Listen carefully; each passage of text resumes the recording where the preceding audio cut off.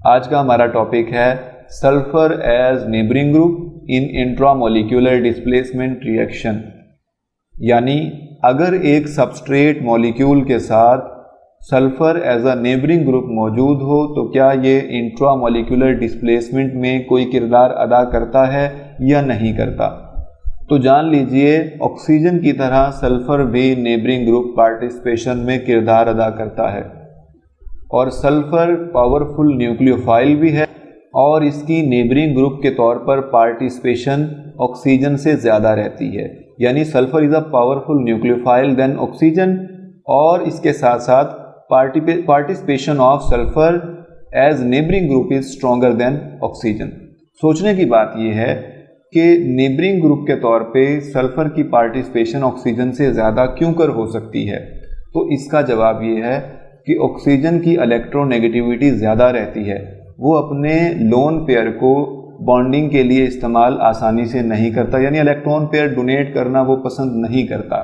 जबकि सल्फर का साइज़ ज़्यादा होता है, इसके पास लोन पेयर भी मौजूद होते हैं और साइज़ ज़्यादा होने के सबब इलेक्ट्रोनेगेटिविटी कम रह जाती है सल्फर की, यानी ऑक्सीजन की निस्बत सल्फर की इलेक्ट्रोनेगेटिविटी की वैल्यू कम है। ताहम सल्फर अपने इलेक्ट्रॉन पेयर को आसानी से डोनेट कर देता है मुतालिका रिएक्शन साइट को और इसकी वजह से एक साइक्लिक ट्रांजिशन स्टेट बनती है जिसकी वजह से ये नेबरिंग ग्रुप पार्टिसिपेशन में अपना किरदार जाहिर करता है।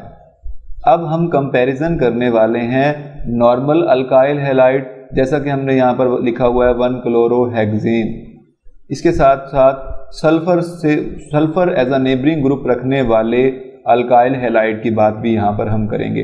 दोनों का प्रोडक्ट अल्कोहल ही बनेगा, मगर हमें देखना ये है कि उनके रिएक्शन में फ़र्क क्या है। यानी एक नॉर्मल अल्काइल हैलाइड में सब्स्टिट्यूशन रिएक्शन किस तरह से होगी और सल्फर को एज अ नेबरिंग ग्रुप रखता है अगर कोई अल्काइल हैलाइड तो उसमें रिएक्शन का रेट और उसमें रिएक्शन की नेचर किस तरह से होगी।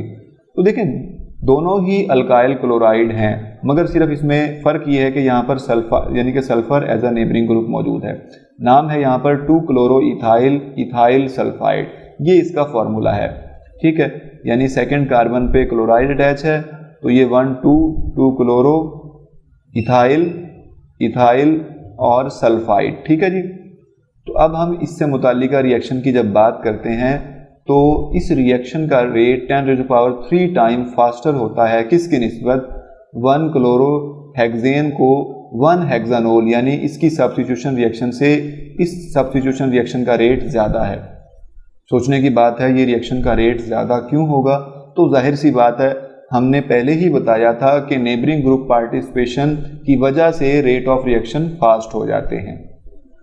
मगर हैरानकुन बात यहाँ पर ये देखने को मिली कि इस रिएक्शन को अगर हम देखें तो ये भी प्राइमरी अल्काइल हैलाइड, ये देखें ना, मतलब ये डायरेक्टली जो हैलोजन ग्रुप अटैच है जिस कार्बन के साथ वो फर्दर एक ही कार्बन से अटैच है, तो ये भी प्राइमरी अल्काइल हैलाइड है। और अगर हम 1-क्लोरोहेक्सेन का स्ट्रक्चरल फार्मूला लिखें तो हमें मालूम पड़ेगा कि वो भी प्राइमरी अल्काइल हैलाइड है। तो दोनों के रिएक्शन यानी कि दोनों का मैकेनिज्म SN2 होना चाहिए था, यानी दोनों को SN2 मैकेनिज्म को फॉलो करना चाहिए था, मगर ऐसा नहीं हुआ। ये जो फर्स्ट वाला रिएक्शन है जिसमें 2-क्लोरोइथाइल सल्फाइड अल्कोहल में कन्वर्ट हो रहा है, ये SN1 मैकेनिज्म को फॉलो करता है, जबकि दूसरी जानिब 1-हेक्सानोल यानी 1-क्लोरोहेक्सेन से 1-हेक्सानोल का जो बनना है वो SN2 मैकेनिज्म को फॉलो कर रहा है। ऐसा किस वजह से हुआ? तो बुनियादी वजह ये है कि अगर हम इस रिएक्शन को देख रहे हैं, देखें यहाँ पे सल्फर क्या करेगा, अपने इलेक्ट्रॉन पेयर को इन्वॉल्व करेगा और नेबरिंग ग्रुप के तौर पे पार्टिसिपेशन करेगा।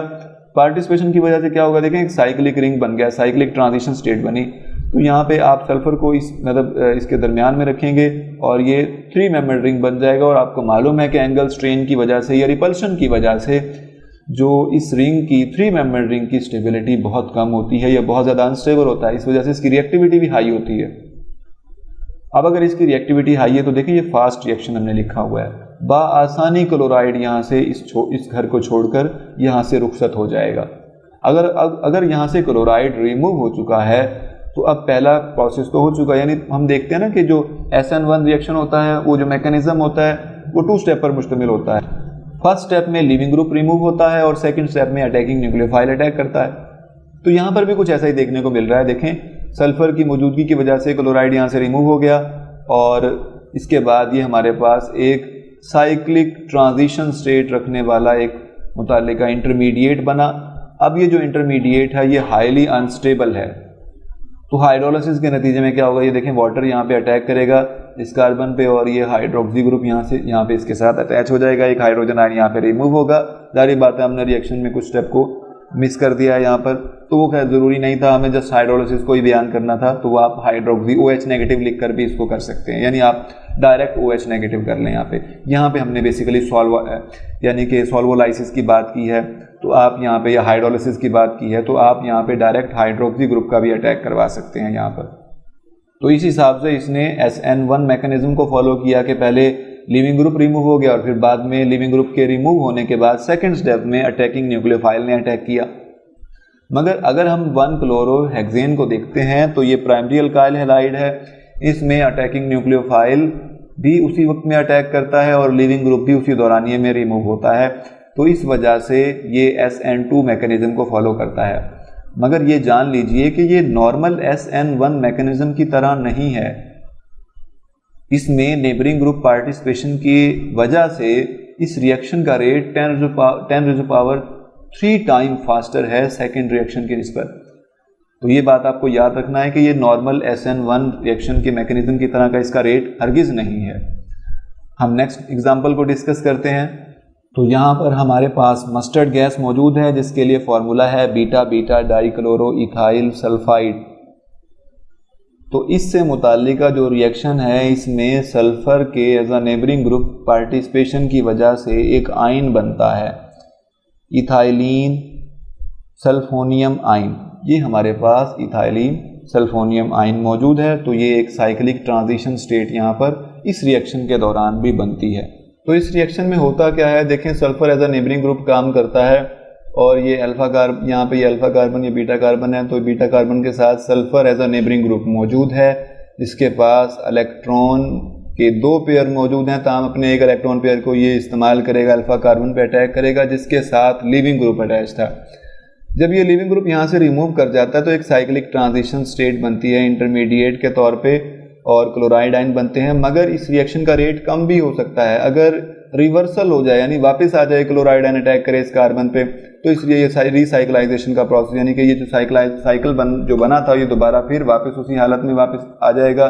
ताहम इस रिएक्शन का रेट कम हो सकता है अगर ये क्लोराइड दोबारा फिर से अटैक कर दे। तो अगर क्लोराइड ग्रुप यहाँ से नहीं, अगर हम इसको नॉर्मल SN1 रिएक्शन या मतलब न्यूक्लियोफिलिक सब्स्टिट्यूशन रिएक्शन की तरह मतलब इसको कंसीडर करते हैं, तो ये प्राइमरी अल्काइल हैलाइड है, ठीक है, और प्राइमरी अल्काइल हैलाइड है तो जारी बात है अगर क्लोराइड ग्रुप को फर्ज करते हैं हम यहाँ से रिमूव हो भी जाता है, SN1 मैकेनिज्म को फॉलो करता है, तो पॉजिटिव चार्ज यहाँ पे आएगा कार्बोकेटाइन पे और प्राइमरी कार्बोकेटाइन की स्टेबिलिटी बहुत कम होती है। ताहम इस तरह के रिएक्शन का रेट बहुत स्लो रहना था, मगर इस रिएक्शन का रेट हाई होता है और वाटर या फिर सॉल्वेंट, अगर हम यानी फॉर्मिक एसिड की मौजूदगी में इस रिएक्शन को करवाते हैं तो क्या होता है, देखें अगर वाटर एज अ सॉल्वेंट मौजूद है और क्लोराइड फिर से रिवर्स आके अटैक कर देता है तो रिएक्शन का रेट स्लो हो जाता है। और देखें हमारे पास वाटर बेसिकली क्लोराइड यहाँ पे मतलब अटैक कर देगा तो फिर यही प्रोडक्ट दोबारा बन जाएगा, मगर अगर वाटर अटैक कर देगा तो क्या होगा, हाइड्रोक्सी ग्रुप यहाँ पे अटैच हो जाएगा। मतलब ये साइकिल जो है, ये जो 3 मेंबर रिंग साइकिल बना है इसकी स्टेबिलिटी बहुत कम है। आपको पहले बता चुके हैं कि यहाँ पर एंगल स्ट्रेन बहुत ज़्यादा रहती है, ताहम अनस्टेबिलिटी की वजह से इस रिएक्शन का रेट फास्ट रहेगा। तो यहाँ पर वाटर अगर अटैक करता है तो ये प्रोडक्ट बनेगा और अगर फॉर्मेट आयन अटैक करता है तो ये प्रोडक्ट हमारे पास हासिल होगा। तो इन दोनों का रेट जो है वो हाई रहेगा। इस तरह से सल्फ़र के बारे में हमने देखा कि अगर ये नेबरिंग ग्रुप के तौर पे काम करता है तो किस तरह से ये रेट ऑफ रिएक्शन पर असरअंदाज होता है, क्या ये इंट्रामोलिकुलर डिस्प्लेसमेंट रिएक्शन में पार्ट लेता है या नहीं लेता। तो हमने देखा यकीनन ये पार्ट लेता है इंट्रामोलिकुलर डिस्प्लेसमेंट में, ये भी साइक्लिक ट्रांजिशन स्टेट बनाने की अहलियत रखता है।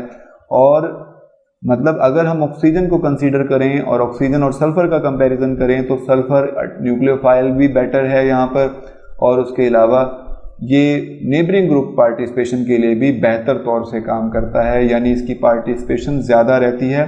क्यों? क्योंकि ये इलेक्ट्रॉन पेयर बाआसानी डोनेट कर सकता है बनिस्बत ऑक्सीजन के, due to low electronegativity of sulphur than oxygen. Next हम जो हैलोजन को नेबरिंग ग्रुप के तौर पे देखेंगे कि इंट्रामोलिकुलर डिस्प्लेसमेंट में हैलोजन्स का क्या किरदार है, वो किस तरह से काम करते हैं, क्या वो भी रेट ऑफ रिएक्शन को कम या ज़्यादा करने के लिए अपना किरदार जाहिर करते हैं या नहीं। तो तब तक के लिए खुदा हाफिज़।